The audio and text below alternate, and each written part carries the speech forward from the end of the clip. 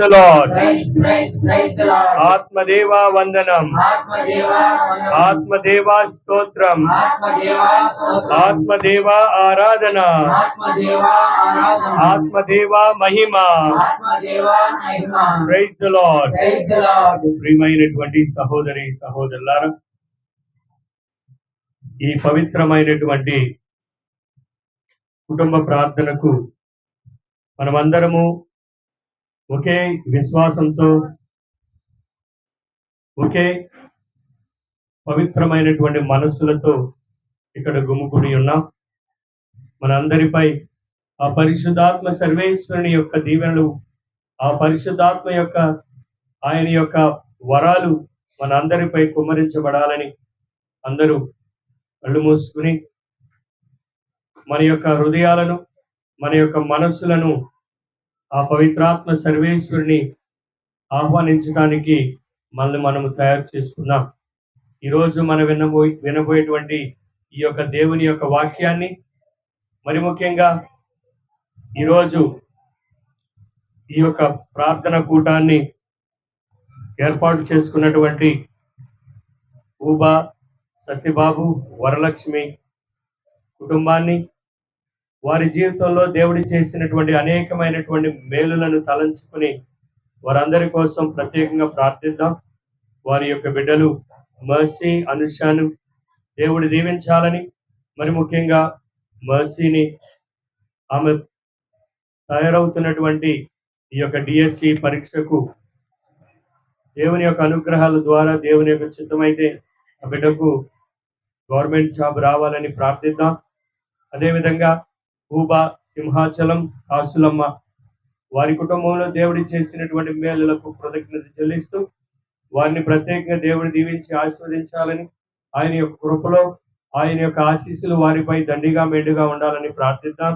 అదేవిధంగా ఊబా మార్తమ్మ ఆమె జీవితంలో దేవుడి చేసినటువంటి మేలులకు కృతజ్ఞత తెలుపుతూ ఆమె యొక్క బిడ్డలు ముఖ్యంగా రాజు, చిన్నారి వారి కుటుంబంలో దేవుడి చేసినటువంటి మేలులకు కృతజ్ఞత చెల్లిస్తూ వారి యొక్క బిడ్డలు మహిల్ జాయ్, అఖిల్ జాయ్ని ఆస్వాదించాలని, అదేవిధంగా రాంబాబు గారు, జయకుమారి వారి కుటుంబాన్ని ప్రత్యేకంగా దేవుడు దీవించి ఆస్వాదించాలని, వారి యొక్క బిడ్డలు జెస్సీ, నెస్సీ దేవుడు దీవించి వారి యొక్క చదువులో, వారి యొక్క నడవడికలో దేవుడు ప్రత్యేకంగా దీవించాలని ప్రార్థన చేద్దాం. ఈ యొక్క పరిశుద్ధాత్మ పాట ద్వారా పరిశుద్ధాత్మ సర్వేశ్వరుని ఆహ్వానించుకున్నాం. పరిశుద్ధాత్మ దేవా దిగిరా, నాలో నివసింపదిగిరా.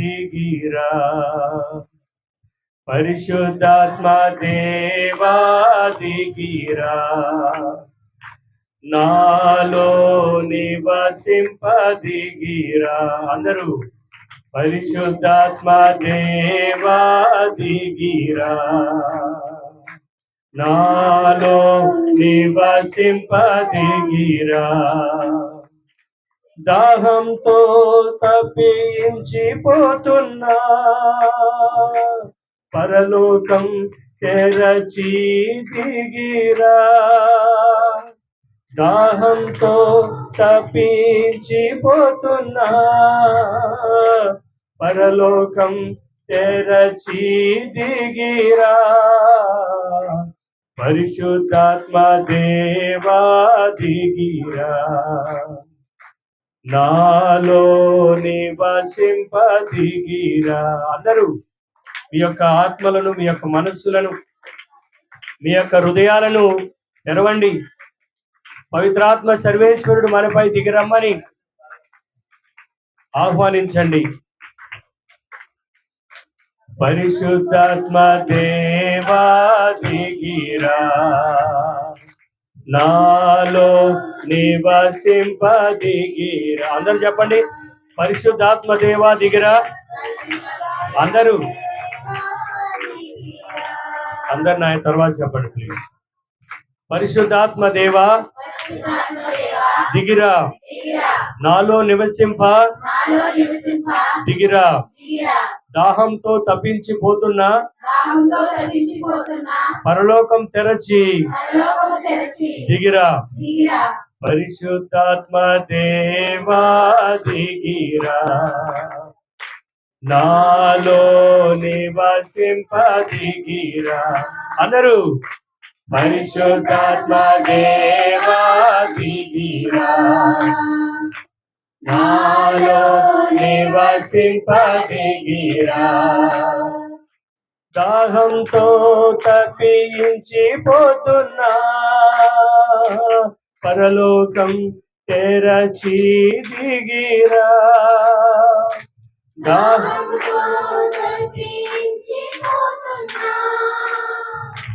పరలోకం తెరచి దిగిరా. మరి దాహంతో తప్పించిపోతున్నా పరలోకం తెరచి దిగిరా.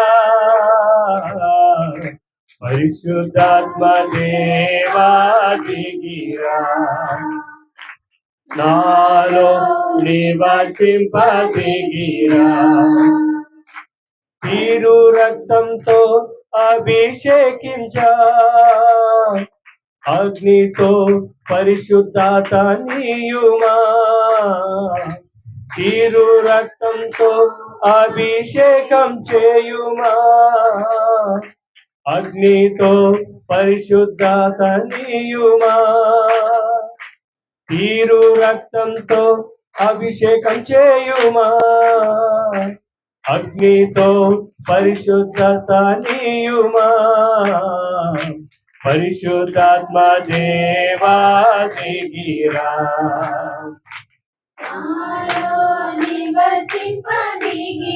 ఓ పరిశుద్ధాత్మ దేవా మాపై దిగిరా. రోగంతో సొమ్మసిల్లిపోతున్నాం మేము. స్వస్థతనివ్వటానికి దిగిరా. భారంతో అలసి సొలిచున్నాం మాపై. మీ యొక్క ఆత్మశక్తిని మాపై కుమ్మరించండి. పాపంతోనే బ్రతుకుతున్నటువంటి మా జీవితాలపై మీ యొక్క ఆత్మను మాకుపై కుమ్మరించండి.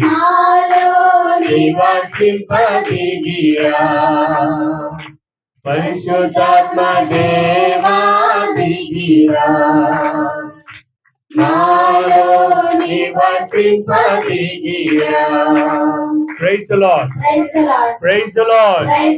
Praise the Lord. Praise the Lord. Praise the Lord. ప్రియమైనటువంటి సహోదరి సహోదరులారా, ఈరోజు మనం విన్నటువంటి సువిశేష పఠనాన్ని మరొకసారి మనం ధ్యానించుకుందాం.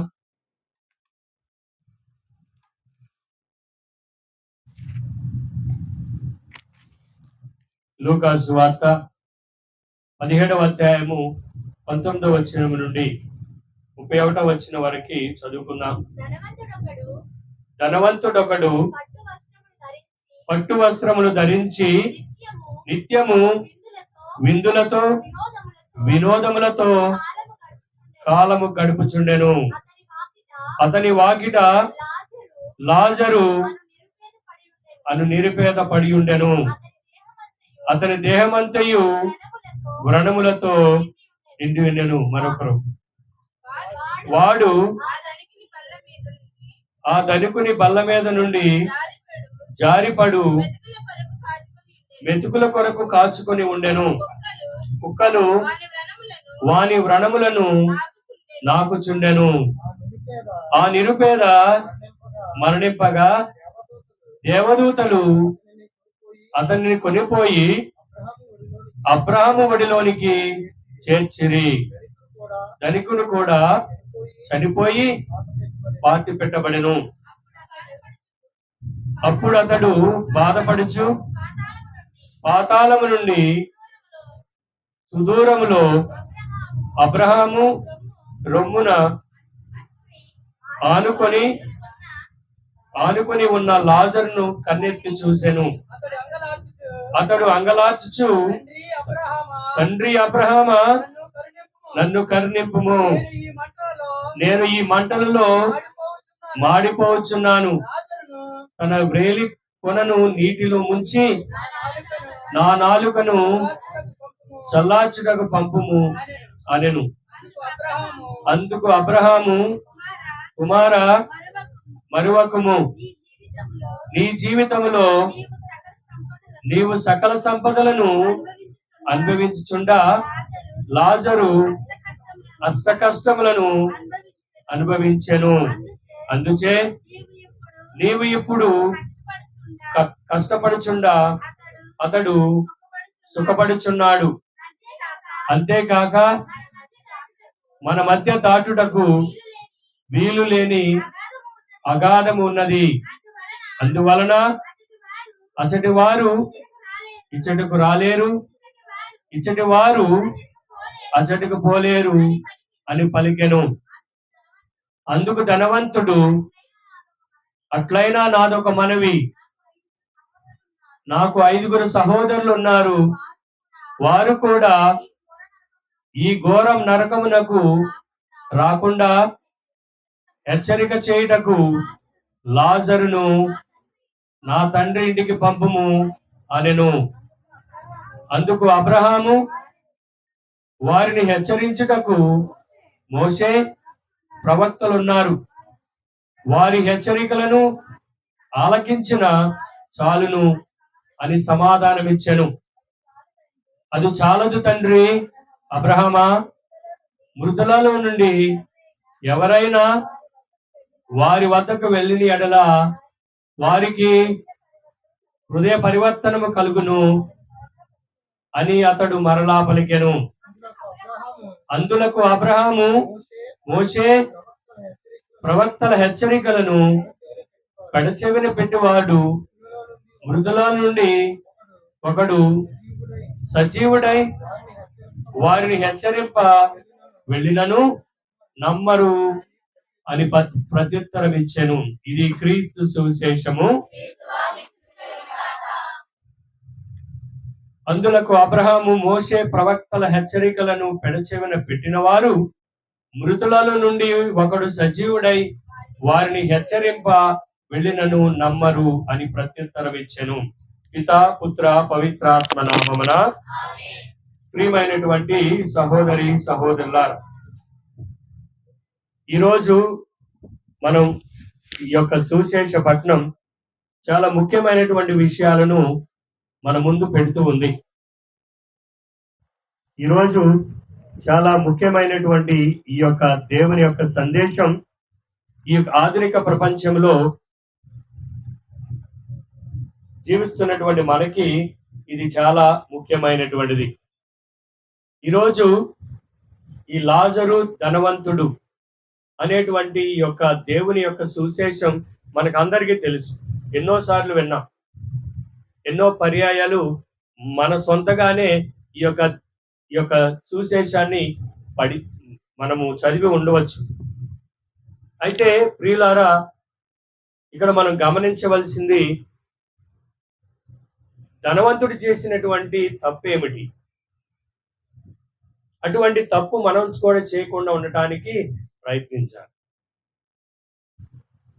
లాజర్ అంటే దాని యొక్క అర్థము దేవుడు సహాయం చేయువాడు, దేవుడు సహాయం చేసేటువంటి వాడు, దేవుడు నాకు ఆధారం అని ఈ యొక్క లాజరు అనే పేరుకి అర్థం. ప్రియులారా, మనము సహజంగా ఎవరైనా ధనవంతులు ఉన్నట్లయితే మనం ఏమనుకుంటాం? ఎవరికైనా బాగా ఆస్తిపాస్తులు, ధనము ఉన్నట్లయితే మనలో ఏమనుకుంటాం? సహజంగా ఏమనుకుంటాం? వీరి దగ్గర చాలా డబ్బు ఉంది అనుకుంటామా? లేకపోతే దేవుడు వీరిని దీవించాడు కాబట్టి వీరికి ఇంత ఆస్తులు ఉన్నాయి, వారి తాత ముత్తాతలు ఈ యొక్క ఆస్తుల్ని సంపాదించారు అని మనలో చాలా మంది అనుకుంటాం. అది సహజం. వారిని దేవుడు దీవించాడని మనం అనుకుంటాం. కానీ ప్రియమైనటువంటి సహోదరి సహోదరులారా, దేవుని యొక్క వాక్యం ఈరోజు మనందరినీ ప్రేరేపిస్తూ ఉంది. ధనము, ఆస్తి, సంపద ఉండటం పాపము కాదు. అది దేవుడు ప్రసాదించినటువంటి గొప్ప వరం. కానీ మనం ఇక్కడ తెలుసుకోవాల్సింది, దేవుడిచ్చినటువంటి ఈ యొక్క సంపద కానివ్వండి, మన యొక్క ఆస్తిపాస్తులు కానివ్వండి, ఏదైనా సరే మనము దేవుని కోసం, దేవుని యొక్క మహిమార్థమై దేవుని యొక్క మహిమను ప్రకటించడానికి, తోటి వారికి సహాయం చేయడానికి ఉపయోగించేటువంటి విధంగా ఉండాలన్నదే దేవుని యొక్క వాక్యం. ఈరోజు మనం విన్నటువంటి ఈ సువిశేష పట్టణంలో ధనవంతుని యొక్క ఆయన యొక్క వ్యక్తిగతమైనటువంటి జీవితాన్ని మనం చూసినట్లయితే దేవుని వాక్యం చెప్తూ ఉంది, మొట్టమొదటిగానే ధనవంతుడు పట్టు వస్త్రములు ధరించి నిత్యము విందులతో వినోదాలతో కాలము గడుపుచుండెను. చూడండి, దేవుడు ఎంతగానో అతన్ని దీవించాడు. కానీ ఈ విని ఎరుగని రీతిలో దేవుడు ఈ యొక్క ధనవంతుడిని అంతగా దీవించాడు. మరి దీవించినటువంటి ఆ యొక్క దీవెనలు ఇతరులకు దీవెనకరంగా ఉండాలి. అబ్రహామును చూసినట్లయితే దేవుడు ఎంతగానో దీవించాడు అబ్రహాము. కానీ అబ్రహాము తన స్వలాభాల కోసం, తన యొక్క స్వార్థం కోసం ఎప్పుడు దేవుడికి దీవెనలు ఉపయోగించుకోలేదు. ఆయన జీవితం మనం చూసినట్లయితే దేవుడు ఏ విధంగా అయితే అబ్రహామును దీవించాడో ఆయన ఇతరులకు దీవెనకరంగా ఉన్నాడు. ఆయన ఎక్కడికి వెళ్ళినా సరే, అనేక ప్రదేశాలకు వెళ్ళినప్పటికీ అబ్రహాము అటువంటి ప్రదేశాల్లో దీవెనకరంగా ఉన్నాడు. Praise the Lord, praise the Lord. మరి అటువంటి విషయాలను మనం శ్రద్ధతో ఆలకించాలి. దేవుడు మనల్ని దీవించాడంటే ఆ యొక్క దీవెనలు మన కోసం కాదు, మన యొక్క స్వలోభాల కోసం కాదు, మన యొక్క స్వార్థం కోసం కాదు. అది దేవుని యొక్క మహిమ. అటువంటి దేవుని యొక్క దీవెనలు మనం ఇతరులతో పంచుకోవాలి. ఇక్కడ ధనవంతుడు చేసినటువంటి పొరపాటు ఏమిటంటే స్వలోభం, తన కోసమే విందులు, అదేవిధంగా పట్టు వస్త్రాలు ధరిస్తూ నిత్యము విందులు వినోదాలతో తన స్వార్థం కోసం ఈ యొక్క దేవుడిచ్చినటువంటి దీవెనలు కానివ్వండి, దేవుడిచ్చినటువంటి సంపద కానివ్వండి, ఆయన ఉపయోగించుకున్నాడు. మళ్ళీ లాజరుని ఒకసారి మనము గమనించినట్లయితే, ఎవరైనా నిరుపేదలో ఉన్నట్లయితే, కటికి పేదరికంలో ఉన్నట్లయితే మన యొక్క ఆలోచన ఏమిటి? ఏమనుకుంటాం? మనం ఏమనుకుంటాం? సహజంగా ఏమనుకుంటామంటే దేవుడు వారిని శిక్షించాడు, దేవుడు వారిని కరుణించలేదు, దేవుడు వారిని శపించాడు అని అనుకుంటాం. అది వాస్తవం కాదు. దేవుడు ఎవరిని శపించడు, ఎవరిని ఇటువంటి దుర్భరమైనటువంటి పరిస్థితిలో ఉండటానికి ఆయన ఎప్పుడూ ఆశపడడు. ఇక్కడ ప్రియమైనటువంటి సహోదరులారా, లాజరు నిరుపేదగా ఉంటూ నిస్సహాయ స్థితిలో ఉన్నాడు. తినడానికి తిండి కూడా లేకుండా ఏ విధంగా ఆశపడుతూ ఉన్నాడు? తన ఆకలిని ఏ విధంగా తీర్చుకోవాలని ఆశపడుతూ ఉన్నాడు? చూడండి, ఈ ధనవంతుడు ఎంగిలి వెతుల కోసం లాజరు ఆశపడుతూ ఉన్నాడు. కానీ అటువంటి అదృష్టం కూడా ఆ యొక్క లాజరుకి దొరకదు ఈ లోకంలో. కానీ ప్రియులారా, ఈ లోకం శాశ్వతమైనది కాదు. ఇటువంటి శ్రమలు శాశ్వతమైనటివి కావు. మనం పడేటువంటి ఎటువైనటువంటి శ్రమలైనా బాధలైనా ఇది శాశ్వతం కాదు. ఇది నామమాత్రమే. నిజమైనటువంటి సంతోషం, నిజమైనటువంటి ఆనందం పరలోకములో ఉందని మనం ఈరోజు తెలుసుకోవాలి. దేవుడు ఎవరిని శిక్షించడు. దేవుడు ఎవరిని ఇటువంటి పరిస్థితుల్లో ఉండి ఆనందపడడు. ఈరోజు మనము ఈ యొక్క విషయాలను తెలుసుకున్నాం. అదేవిధంగా ఈరోజు మనం విన్నటువంటి మొదటి పట్టణంలో మనం చూసినట్లయితే ప్రియమైనటువంటి సహోదరులారా, చక్కటి వాక్యాలు ఉన్నాయి అక్కడ. ఇర్మియా గ్రంథము 17వ అధ్యాయము 5వ వచనము నుండి చదవలేదు. ఆగండి. Praise the Lord, praise the Lord. ప్రియమైనటువంటి సహోదరులారా, ఇక్కడ మనం గమనించవలసినటువంటిది, నిస్సహాయ స్థితిలో ఈ యొక్క ఆర్థిక ఇబ్బందులు పడినటువంటి మనము, అదేవిధంగా ధనము, అహంభావం, ఆస్తిపాస్తులుండి విర్రవీగేటువంటి వారు గురించి ఈరోజు ఇర్మియా ప్రవక్త ఈ విధంగా చెప్తూ ఉన్నాడు. తన యొక్క ఆస్తిపాస్తుల మీద, తన శక్తి సామర్థ్యాల మీద ఆధారపడేటువంటి వాడు జీవితం ఏ విధంగా ఉంటుందంటే, నరుని మాత్రం మీరు ఆధారపడు వాడు శాపగ్రస్తుడని దేవుని వాక్యం చెప్తాడు. నరుని మీద ఆధారపడి శక్తి సామర్థ్యాలు, నా యొక్క తెలివితేటలు, నా యొక్క శక్తి, నేను సంపాదించుకున్నవి, నా తాత ముత్తాతలు సంపాదించుకున్నటువంటి ఆస్తులే నాకు ముఖ్యము అని జీవించేటువంటి వారు శాపగ్రస్తులని దేవుని వాక్కు చెప్తుంది. అటువంటి వారు ఎవరంటే, ఎదుగు తుప్ప వంటి వాడు, ఎడారిలో ఎదిగేటువంటి తుప్ప వంటి వారు. అది దేనికి పనికిరాదు. అది ఎడారిలో ఎదిగే ఎటువంటి తుప్ప అయినా సరే దేనికన్నా ఉపయోగపడుతుందా? ఉపయోగపడదు. మరి అటువంటి వారు తుప్ప వంటి వారని దేవుని వాక్యం చెప్తుంది. అదేవిధంగా ఏమీ పెరగని చౌటి పర్రలో ఎదుగును.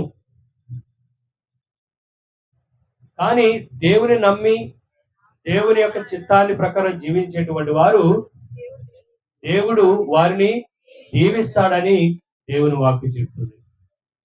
అతడు ఎటువంటి వాడంటే, నాటబడినటువంటి చెట్టు అని, సలసల పారేటువంటి, జలజల పారేటువంటి సెలయేటిని ఒడ్డు మీద నాటబడినటువంటి చెట్టు వంటి వాడు, దేవునిపై ఆధారపడివాడు, దేవుణ్ణి నమ్మేటువంటి వాడు.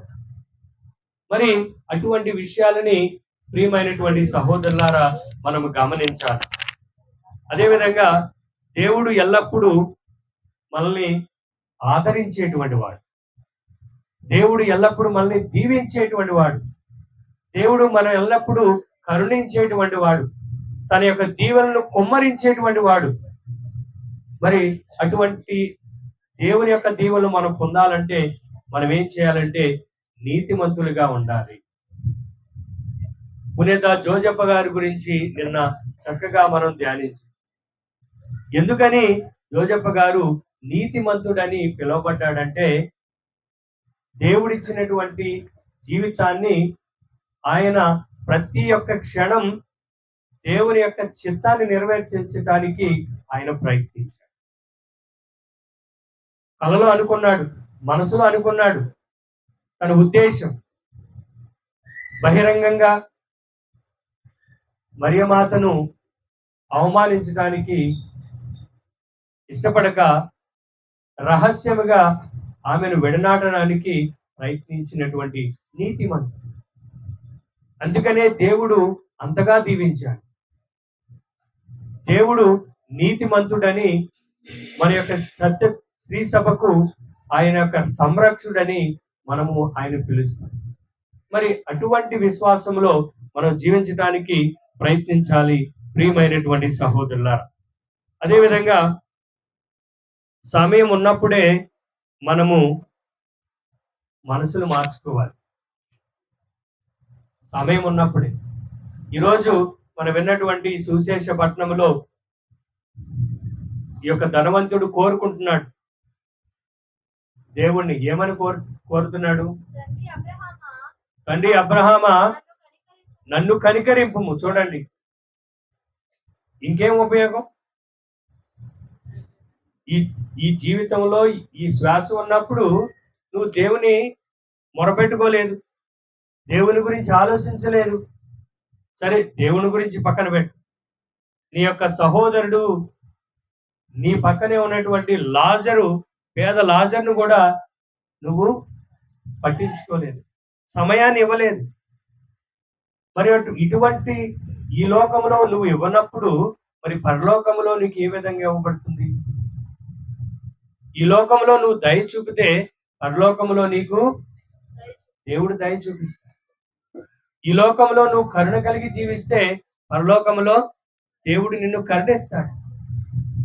అందుకనే ప్రియమైనటువంటి సహోదరులారా, నేను పదే పదే పదే పదే చెప్పేది, మనలో మార్పు రావాలి, మన నడవడికలో మార్పు రావాలి, మన మాటలో మార్పు రావాలి, మనం జీవించేటువంటి జీవన విధానంలో మార్పు రావాలి. ఎక్కడెక్కడో రావవసరంలా, సంఘంలో రావవసరంలా మార్పు అనేది నీ కుటుంబంలో మొదలవ్వాలి, నీ కుటుంబ సభ్యులతో మొదలవ్వాలి. మనలో అటువంటి సఖ్యత, సమాధానం మనలో కలగాలి ప్రియమైనటువంటి సహోదరుల. అది ముఖ్యం. చూడండి, ఈ యొక్క ధనవంతుడు ప్రాధేయపడ్డాడు, ప్రార్థించాడు. ఏం ఉపయోగం? ప్రార్థించడమే కాకుండా తన యొక్క కుటుంబం, అన్నదమ్ముల మీద ఎంత ప్రేమను వలకపోచాడో చూడండి. సరే, నేను ఎట్టగో ఇక్కడ నేను శిక్ష అనుభవిస్తున్నాను, నా సహోదరులు 5 ఉన్నారు, వారు కూడా ఇక్కడ రాకుండా ఉండటానికి లాజర్ను పంపించమని కోరుకున్నాడు. చూడండి ఎంత ప్రేమ! ఎవరి మీద? తన సహోదరుల మీద, పక్కింటి వారి మీద కాదు, లాజర్ మీద అసలు లేదు. ప్రియమైనటువంటి సహోదరులారా, మనలో కుటుంబాల మీద, మన కుటుంబ సభ్యుల మీద ఉండాలి. అదేవిధంగా మన ఇరుగు పొరుగు వారి మీద కూడా ఉండాలి, సఖ్యతగా ఉండాలి, సమాధానంగా ఉండాలి. స్వార్థాన్ని విడనాడండి, అసూయను విడనాడండి. దేవుడు మనల్ని ఎంతగానో దీవిస్తాడు, ఎంతగానో దీవిస్తాడు. ఈరోజు ఇటువంటి వాక్యాన్ని ఇచ్చినటువంటి దేవునికి కృతజ్ఞత తెలుపుతూ, ధనవంతుడు చేసినటువంటి పొరపాటు ఏమిటంటే ఇతరులకు సమయాన్ని ఇవ్వలేదు, తన యొక్క సహోదరుని గురించి పట్టించుకోలేదు. మనం కూడా ఈ ప్రపంచంలో, ఆధునిక ప్రపంచంలో చాలా బిజీగా ఉన్నాం. ఎంత బిజీ అంటే, భార్య తిందా, పిల్లలు తిన్నారా, పిల్లలు స్కూల్కి వెళ్ళారా, మా అమ్మ బాగుందా, వాళ్ళు ఏమన్నా తింటున్నారా, ఎలా ఆరోగ్యంగా ఉన్నారు అని పట్టించుకోకున్నటువంటి అంత బిజీగా ఉన్నాం. ఏమండి, ఎంత బిజీగా ఉన్నామంటే అంత బిజీగా ఉన్నాం. ఏం చేస్తున్నాం మనం? దేనికోసం? దేవుడు నీకు ఇచ్చినటువంటి ముఖ్యమైనటువంటి బాధ్యత నీ కుటుంబం, నీ భార్య, నీ పిల్లలు, నీ తల్లిదండ్రులు. మరి అటువంటి వారికే నువ్వు సమయాన్ని హెచ్చించకపోతే ఇంకేమి ప్రయోజనం? ఈ రోజుల్లో చాలా ఇబ్బందికరంగా, చాలా ఆలోచిస్తే చాలా బాధగా ఉంది. ఎందుకంటే మనకు దేవుడిచ్చినటువంటి ముఖ్యమైనటువంటి బాధ్యత మన కుటుంబం, మన భార్య, మన పిల్లలు, మన తల్లిదండ్రులు. వాళ్ళు ఆనందంగా, వాళ్ళు సుఖంగా ఉంటే మనం ఆనందంగా ఉంటాం, మనల్ని దేవుడు దీవిస్తాడు. ఊళ్ళో అందరికీ సాయం చేస్తాం, ఇంట్లోకి సాయం చెయ్యం, చేతులు రా. బయట మా ఆయన హీరో, ఇంట్లో జీరో. ఇంట్లో బయట వాళ్ళందరూ డబ్బులు కొడతారు, ఇంట్లో ఆలోచించండి, దేనికి మనం ప్రాముఖ్యత? ఈ యొక్క ధనం కానీ ఏదైనా సరే అది శాశ్వతం కాదని మనం గమనించాలి. పని పని పని పని పని, ఎప్పుడు చూసినా అప్పులే. మరి ఎందుకు పని చేస్తున్నారండి? సంపాదించింది ఏం చేస్తున్నారు? ఎవరినైనా అడుగు. 24 గంటలు పని చేస్తారు. 24 గంటలు పనే. ఇంట్లో అందరూ పని చేస్తారు, కానీ ఊరంతా ఏ? ఆలోచించండి. మారాలి. మన జీవితాలు దేవుని చేత దీవించబడాలి. అందుకనే దేవుని యొక్క వాక్యం చెప్తుంది, ప్రియమైనటువంటి సహోదరులారా, ధనవంతులు తర్వాత ధనమే దైవం అని జీవించేటువంటి వారిని దేవుడు శిక్షిస్తాడు. దేవుని యొక్క ఆశీర్వాదాలు వాళ్ళపై ఉండదని దేవుని యొక్క వాక్యం చెప్తుంది. శిరాపుత్రుడైన యేసు జ్ఞాన గ్రంథము 5వ అధ్యాయము 8వ వచనం చూడండి. శిరాపుత్రుడైన యేసు జ్ఞాన గ్రంథము 5వ అధ్యాయము 8వ వచనం.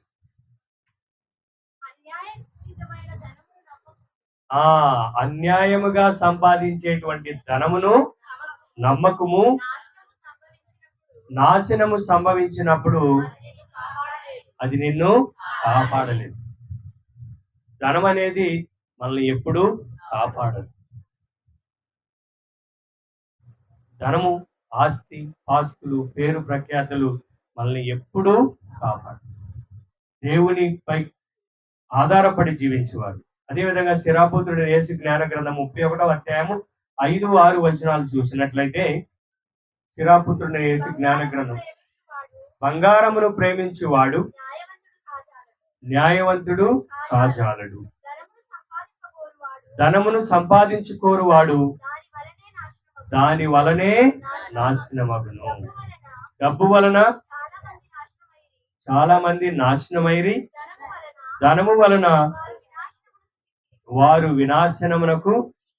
చూడండి, దేవుని వాక్యం చెప్తుంది, ధనము నాశనం చేస్తుంది. మనకి ఎంత కావాలో అంతే, బతకటానికి, ఉండటానికి. ఇంకెక్కువైతే రేపొద్దున అనారోగ్యంగా ఉంటే ఉండటానికి సహాయపడు.